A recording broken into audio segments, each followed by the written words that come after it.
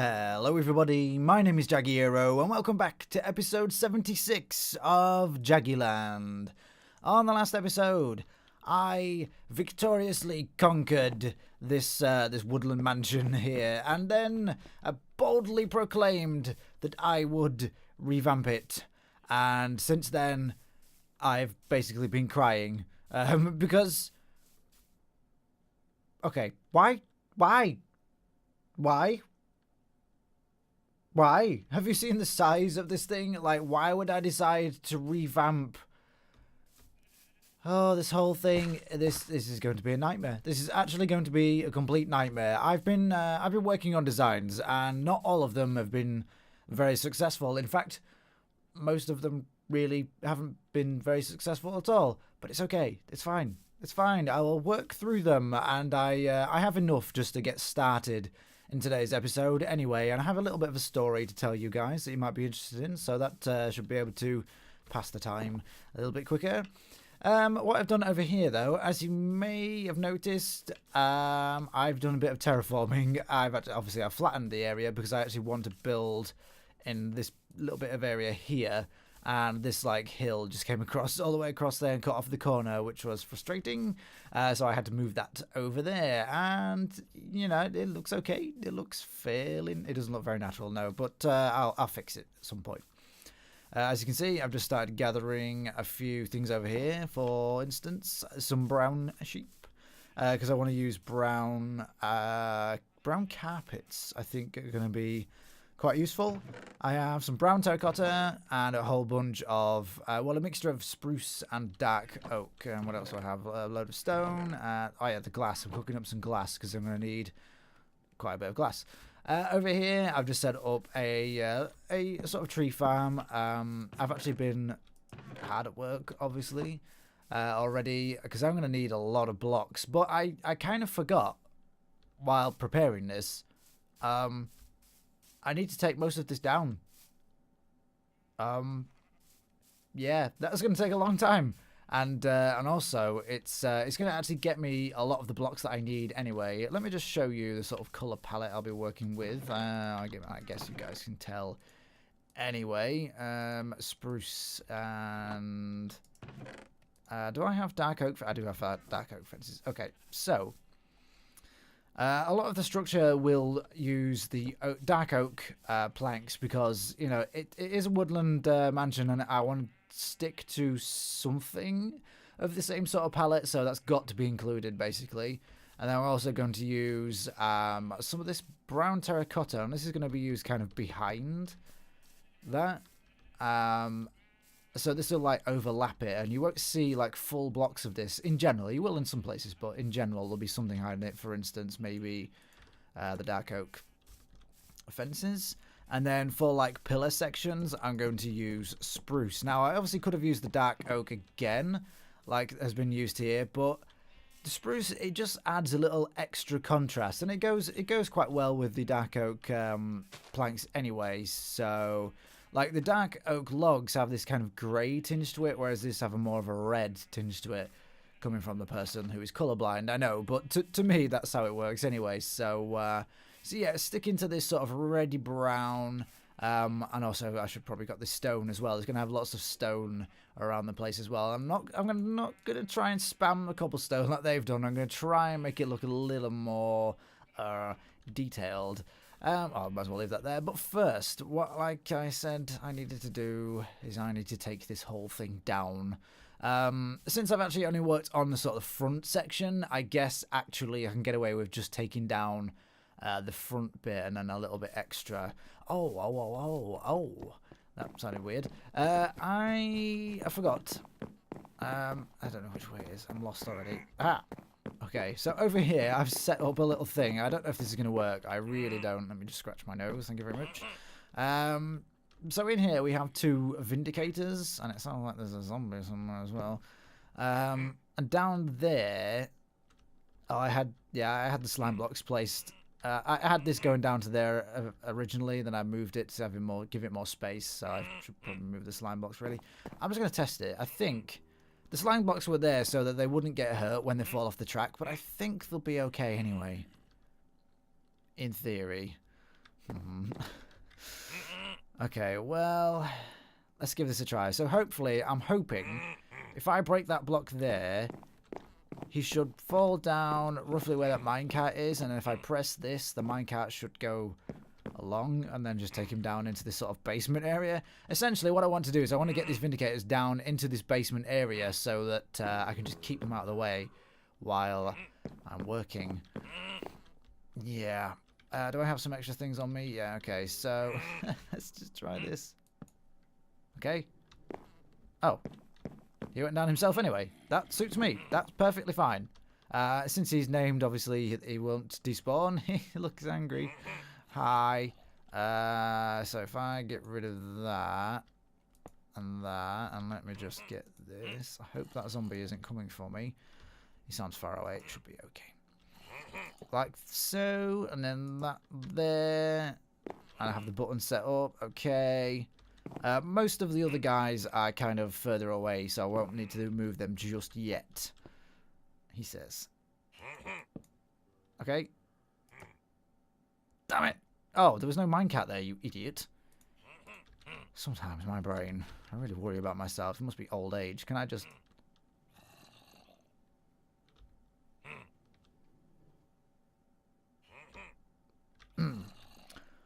Okay. One second, guys. I can't place it. It won't let me. Yes! Ha! Making the weird noises worked. Okay. So there's two guys down there now. Perfect. That's fine by me. That keeps them out of my way. And I can just get on with tearing this place down.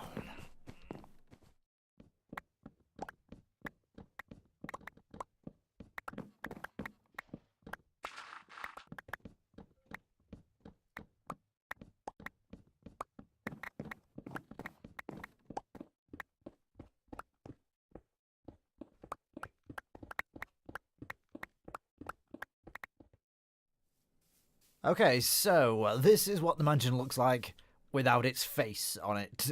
Okay, so all I've done is just chopped off the sort of front section because that's where I'll be working today, and I feel like if I just keep chopping each section where I'm going to be working, then at least I won't be wasting too much time because the video's late again. Of course the video's late again. Okay, so this is going to be my center point, and we're going to have the entrance. In fact, I'll work on that now, actually. I may swap some of these out for... what do you call them? The cracked stone bricks and the mossy ones as well, just to add a little bit of extra detail. But I do actually want to keep this quite simple, and I want to use quite a lot of cobblestone because that's what they've used originally. It's just I would like to use it in a more detailed, better way, basically.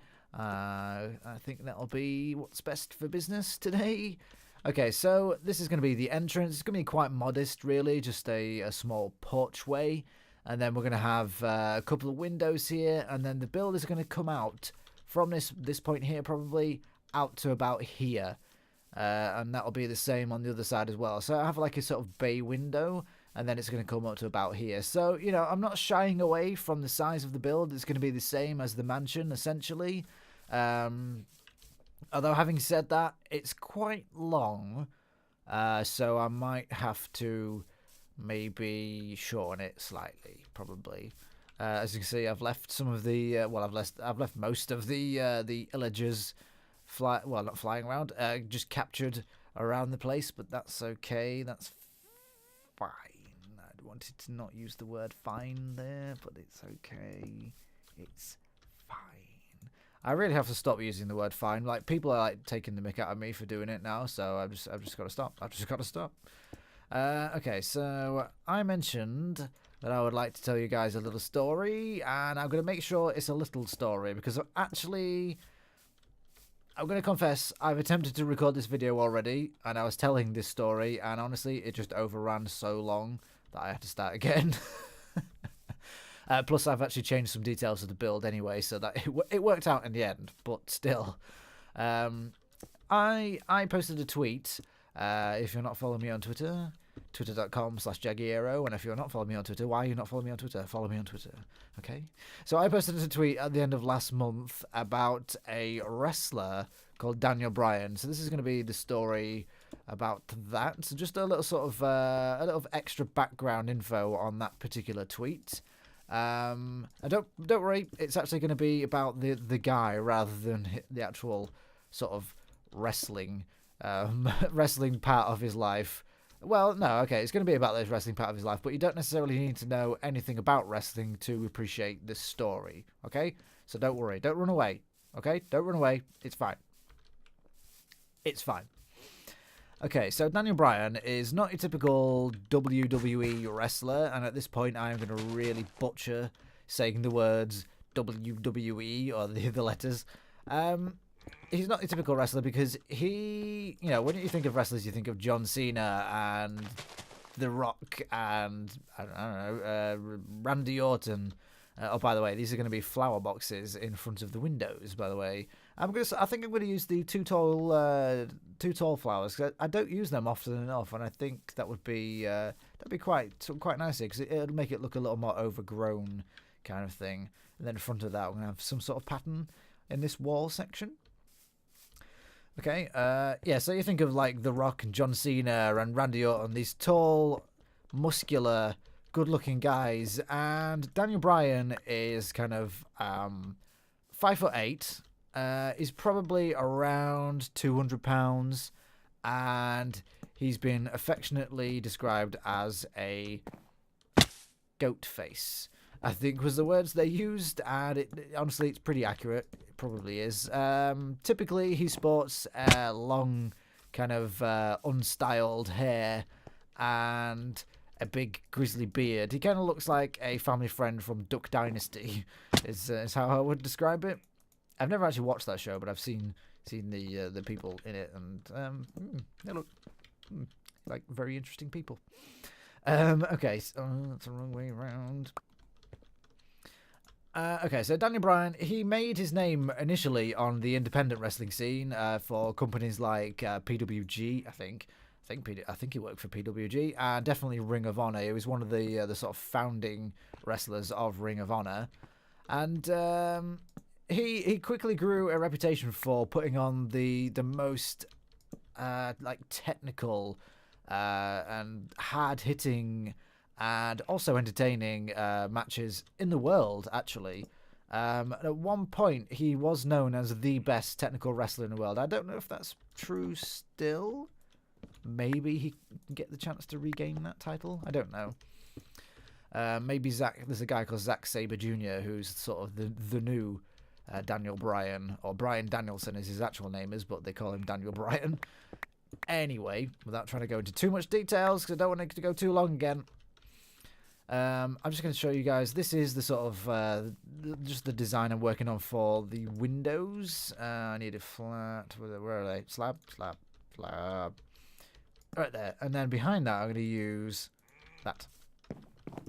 So yeah, at one point it was known as the very best technical wrestler in the world. So that just gives you guys an idea of the sort of how he was regarded in the wrestling scene. And eventually he was, of course, picked up by the WWE and signed for them. And I don't go into too much detail, but he initially started on one of their sort of crappy reality TV show style things that they put the sort of developmental wrestlers in if they felt they could use them for that. And yeah, it was just awful. It was like the Kardashians but with wrestling, like the Kardashians but with arm bars and flying knees.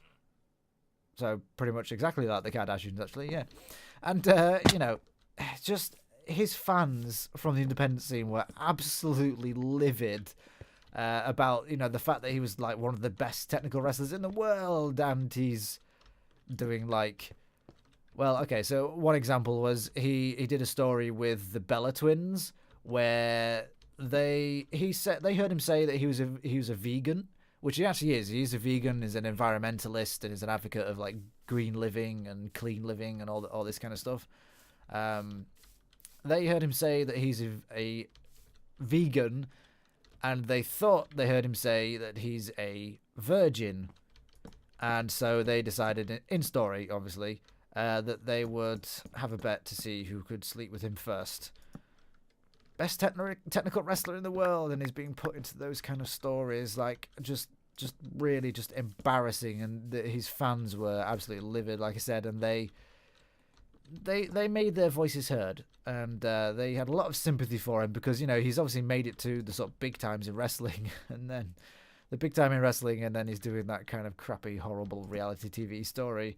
But their sort of sympathy swelled into a huge amount of support, and WWE were like forced to take note of the sort of connection he had with the fans from the very beginning, essentially.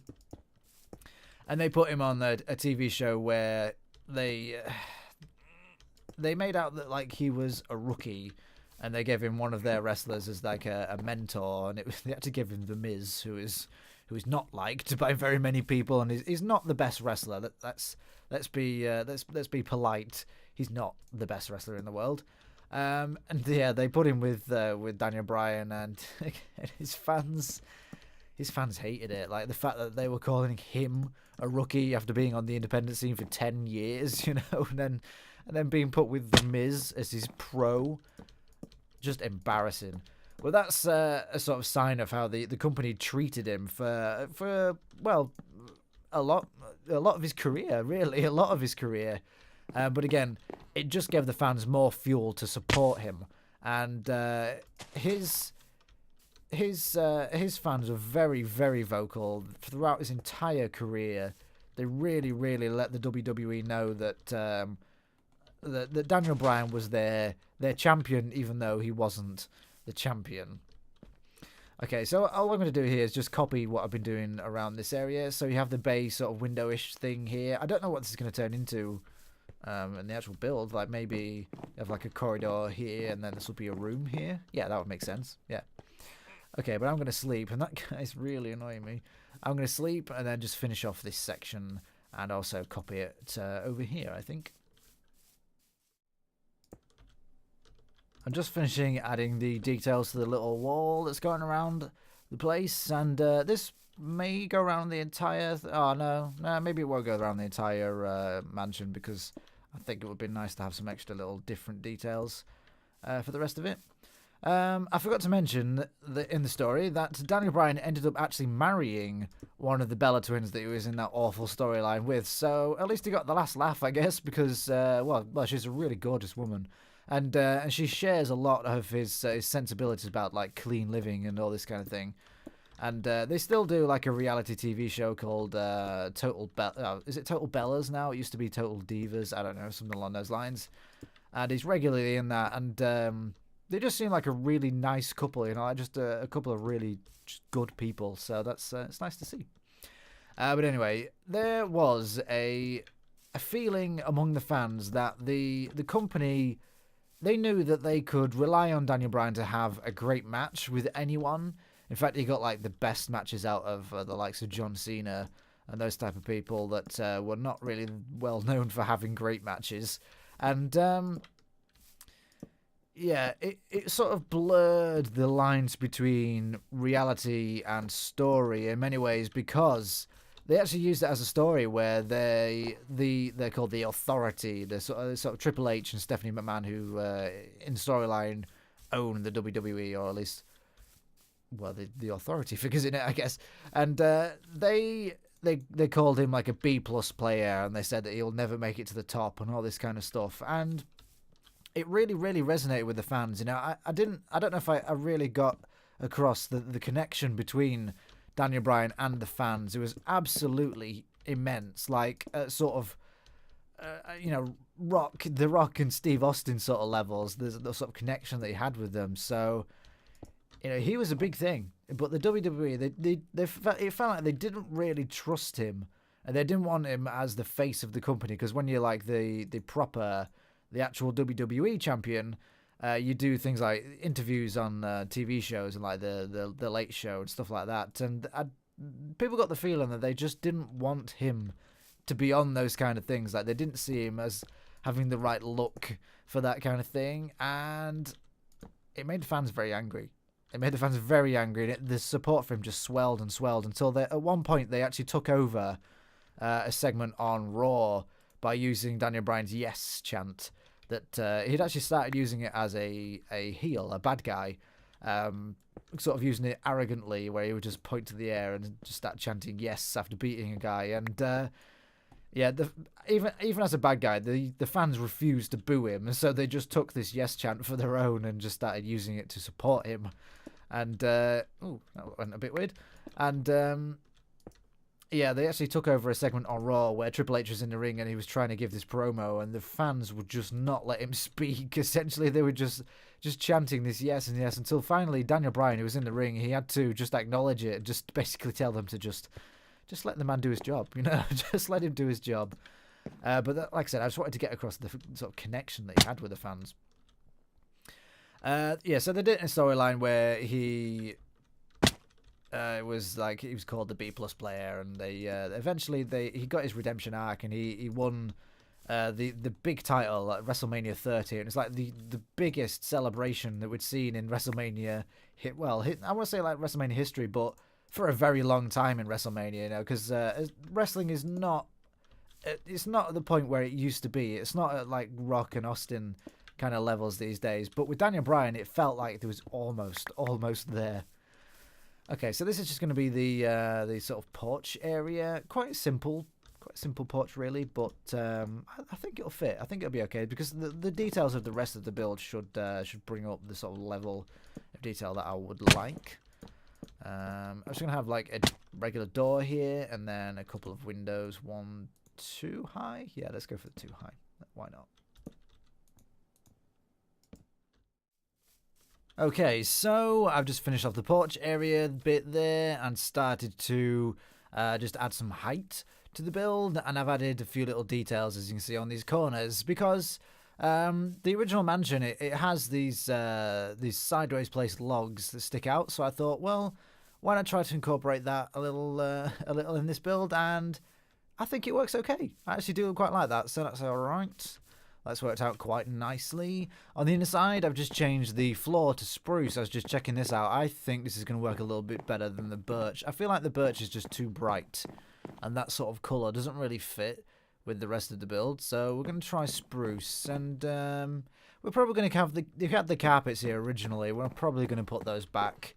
I had a design in mind for like a kind of Union Jack style thing, like a red, white, and blue sort of thing, but I don't know if that's going to work really. Do I have any more of this? Okay, so let's just fill these in. I want to try and see, on my creative thing, I didn't really work on the interiors much, so I'm just going to throw some blocks around and see what happens, I guess. Where's this one going to go? Yeah. Okay. I have a little bit of a worry with this, but we'll have a look. Yeah, I actually like that. Then you can have like some little shelves or something in there with some flower pots on for some details. That would be quite nice. Yeah. So then 1, 2, 3, 4, 5. So if I have a wall there, is that right? 1, 2, 3, 4, 5. Yeah. This is just going to be a corridor. So as you walk, hello door. As you walk in here, yeah. I feel like that could work. I think so. So that'll be there and then there. Okay, so this bit here will actually open up. There'll be like an arch. This will be like an open doorway, and then through here there'll be the main stairway up to the upper floors. Yeah, this could work. Okay, very good, very good. I'm gonna get to the top. Let's work on the top bits and continue on my story. So Daniel Bryan, where was I? He wins the WrestleMania 30 and gets the huge crowd reaction. Sort of justification for his years and years in wrestling. He's finally made it to the top, but unfortunately it doesn't last that long because his career has been blighted somewhat by injuries. I have to figure out what I'm doing. Oh, okay, yeah, let me show you these sort of centerpieces I was talking about before. Yeah, so his career is blighted by injuries, and the first set I think were the neck injuries. Now let me just have a look at that centerpiece. Yeah, I like that. Okay. So the first major injury that I noticed with him was he was in a match with Randy Orton, and he he actually dived through the ropes from inside the ring to the outside through the ropes, and he hit his head on the barriers around the ring. And he hit it hard, like really hard. Like I know wrestling is fake and all this thing, but trust me, that did not look very nice at all. And it turns out it wasn't very nice because he actually hit his head so hard and it affected his neck so much that he lost feeling in his arms and he couldn't use his arms for the rest of the match. And you could see like he does these like flying drop kicks and running knees and stuff, and his arms were just like flailing at his sides, like not really moving by themselves. So that was obviously a very worrying thing, and they actually had to end that match prematurely. And he was pretty angry with that. Like I said, this is the guy that's wrestled with detached retinas and dislocated shoulders and all this, and he really was not happy about the match being finished. By the medical staff or whoever. Well, it was Triple H that made the call. And in fact, he got into a backstage altercation with Triple H over it. And apparently it almost came to blows. But he did eventually cool down and he did apologise, which is probably a good idea for his career, to apologise to the boss. Okay, so this is going to be the outside balcony here. And, I'll just carry it on all the way across. Why not? So his career is kind of blighted by injuries, and 1 month after his win at WrestleMania 30, he has to vacate the belt and take some time off for neck surgery. So his the neck got that bad that he actually needed surgery in the end, which obviously meant time off for him. Okay, so we're going to have the supports. Yeah, so if I stick that on the top of there and just have these be cobblestone. Because, I want to try and keep the cobblestone in this fairly regularly. I think that actually might be better off being one of those centerpieces. I just don't have any on me at the moment. Okay, and then this balcony is going to have the roof above it. So we're going to have some supports for that. So I'll just do 3 high. It's probably going to be 4 high, but that's all right. That's okay. I don't want to do too many supports, so we'll do it every sort of other one. Yeah, I think that'll be right. Okay, so he takes time off for neck surgery, but he does manage to return for the next WrestleMania. Let me play around with this a little bit off camera, and then I'll get back to you. So there is just a view of this balcony from below, and I think it works out quite nicely. I think it's quite detailed, but not too detailed. It's fairly simple. I swapped out the cobblestone blocks for cobblestone stairs, and I think that looks fine. I think this looks quite nice. It's going to be pretty good. Now, you can see the supports for the roof. They don't necessarily look very sturdy just yet, but they will hopefully when we start shoring things up.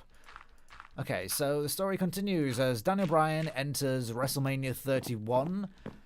He's recovered in time for that, and they put him into the Intercontinental ladder match. The Intercontinental title is like a secondary title, but they want to try and make it mean a little more to the fans, so giving it to Daniel Bryan was absolutely the right thing to do, because he legitimizes the sort of even the secondary titles, and it keeps him out of the main title picture. What I'm going to do here, by the way, is I'm going to swap in some of these spruce slabs every now and then, just to add a little bit of colour, a little bit of variation. I think that it could look quite nice. I don't use it very often in builds, but in this one I think it's going to work out pretty well. As you can see, I'd started up here already. So he goes into the Intercontinental ladder match, and that ladder matches are known for being pretty brutal and also known for causing concussions, and indeed that's what happens. I don't actually know. I'm saying that. I don't know specifically that's what happened in that particular match to Daniel Bryan, but very shortly after winning the Intercontinental title, he has to vacate it because of concussions. It's just his brain has taken so many hits that and had so many concussions that it's so damaging to his body that he had to take a break, and it turned out that break had to be extended, and then not too long after that, unfortunately, he had to announce that he had to retire from in-ring competition. And he announced it on Twitter and then did a segment on one of the Monday Night Raw shows. And it was probably one of the most heartbreaking thing I've ever seen in wrestling. You know, it's they call people that get too into these stories, they call them marks. I don't know why, but it was hard not to be a mark for that, because it legitimately was the end of Daniel Bryan doing something that he absolutely loved. He had such a... How the hell did I manage to get that block? He had such a great passion for wrestling. So it was incredibly sad to see that he had to retire, and you know it wasn't his story. It was real life. It's actually happening for him. So he's kind of his heart's broken. Essentially, it was broken by having to retire from the ring. But they carried on with him in the actual WWE as a what they call like a general manager kind of thing of SmackDown eventually. And, you know, you could tell his heart wasn't really in it, but he did it just because, well, he was still contracted for a start, so there was that. And, you know, it was just obviously a way to keep his family, you know, paid, essentially, to keep some income into the family. And, as I said, it was on the WWE contracts anyway. All right, so what I'm going to do is I'm just going to fill in a lot of this roof, and then it's going to swing around here. And then this roof is going to go up to a point around, you know, it's going to go up to a point and then down to that point there. And we'll see how that looks. I haven't worked this one out yet. I'm just going to put these flowers in here. I don't know what they look like, really. I don't know if I like them, but I'll just do that for now. Yeah, I think the lilacs stand out too much. The roses seem okay, actually. I don't mind them, and the leaves are all right. Maybe I ought to try some too tall grass and some double high ferns and things like that. That might work a little bit better. You know, I like the idea of adding colour, but I think that's a little too much, I believe. So I apologise, guys. I've run over time like normal, but I need to finish my story. This is the inside. All I've done is this is a concept for a wall. I think this is not too bad. It was really boring with just the terracotta or just the planks, so I thought throw them together in a stripe, maybe. We'll see. It'd be really nice if I had some vertical slabs, but I don't. So, there. Let's go up to the top, I guess. Yeah, so Daniel Bryan, he officially retired February 2016. And the retirement segment on the Raw show was just a heartbreaking thing. You could see he was just absolutely devastated. And there's a famous picture of him backstage. Pick up all these blocks.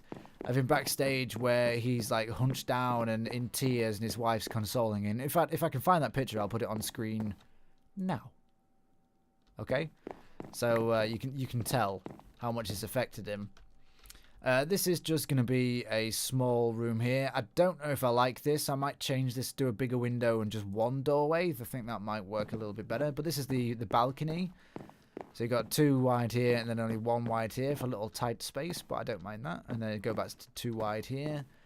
This is really flat and boring, but I can't really change it because there's a window there, so I can't push it back. So I don't really know what I could do about that. I could maybe try some other blocks instead, though. Yeah, some spruce slabs for the floor, and then so this is where the stairway is going to be, and this will be like a balcony area, so I'll have like some fences up here, and it'll go along there. Yeah, I think that could work. And then up here, I'm thinking about having like a glass, I don't know if like a dome or some kind of glass ceiling of some sort. That I like the idea of it being shaped. Okay, so Daniel Bryan has to retire, and he's obviously devastated, and he actually decides, screw that.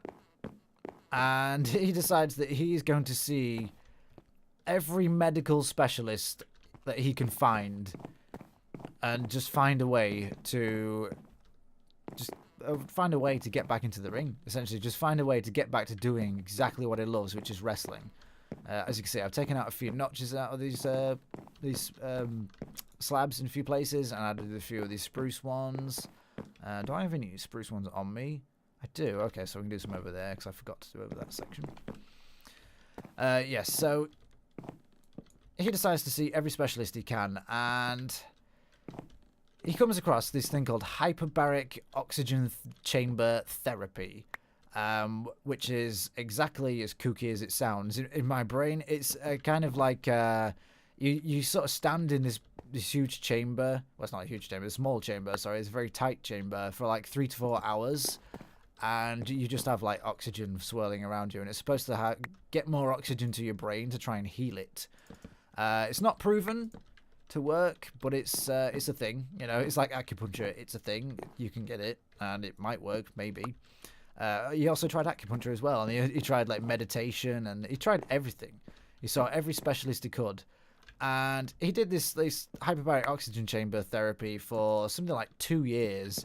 And you know, you're standing in this thing for 3 to 4 hours, which is obviously just horrible, just a horrible experience. And after one of the sessions, he came back and he said to his wife, "I don't know if I can carry on doing this," and she was the one that really encouraged him to just stick with it. And he used the phrase in his when he eventually came back. He used the phrase, "You have to fight for your dreams," which is what she told him. And that's incredibly cheesy, yes, but it's what he did. You know, he took that advice and he just fought through it. You know, fought through all the uncomfortableness of being in this thing and all the traveling to different specialists all over the US, and eventually it worked. And at the end of March of this year, he announced that he was medically cleared to return to the ring. And it's just like it's huge. Like, this guy has just defied medicine. They've told him if you take another bump, you'll possibly be brain damaged permanently, and he's like, yeah, no. And he's just gone and fought for it, and it's worked, and he's come back, and it's just such an amazing thing, because his love of wrestling is just obvious. Like, he's just such a nerd for wrestling, and he absolutely loves the career. And you know, and that added to his huge connection with the fans just makes it such a heartwarming tale. I'm just checking how long I've gone over time here, quite a lot, so I guess I've got to wind the story down now. So he eventually returned to Raw to an amazing pop from the crowd, and announced that he would be at WrestleMania. And I've just watched that WrestleMania, and in his match, he was brilliant. He was back to his best. Because he's been out of the ring for like 3 years, you know, they took him out of the match for a little bit. Like, basically the bad guys beat him up a lot and took him out of the match. But when he came back and started to defend himself, the crowd just went nuts. Like, they're in the like I said, did I mention the Mercedes-Benz Superdome in New Orleans? The reaction was huge, and it like blew the roof off the thing. So you know, you could just tell the fans were just so happy, and I'm you know, personally just so happy for the guy, because he comes across as just such a nice guy. So it's just a great story. So I thought I would tell you guys. I'm probably bored some of you to tears talking about wrestling, and I'm okay with that, because like I said, it's just such a great story. So if you're not moved, screw you. Oh, I've got to change this. That's freaking me out. That's breaking my OCD, having this patch of gravel here. Okay, guys, well, I'm afraid I've run out of time for today. And the next few episodes, I'm going to do some more work on this, and I might have a break for a few different other projects as well. Things like, I need a super smelter. I don't have one of those, so I need one. And I could also do with a blaze farm to get some blaze rods to power the super smelter. So that's the thing. That's the thing that I can do. And obviously, I've got this huge project to work on as well. But I'm actually really looking forward to this. So, yeah. So, it's going to be fun. It's going to be really a lot of fun. Alright, guys. Like I said, I've run way over time. So, if you enjoyed the video, please leave a like, leave a comment. And if you'd like to see more, click the subscribe button. Thank you for watching, and I'll see you soon.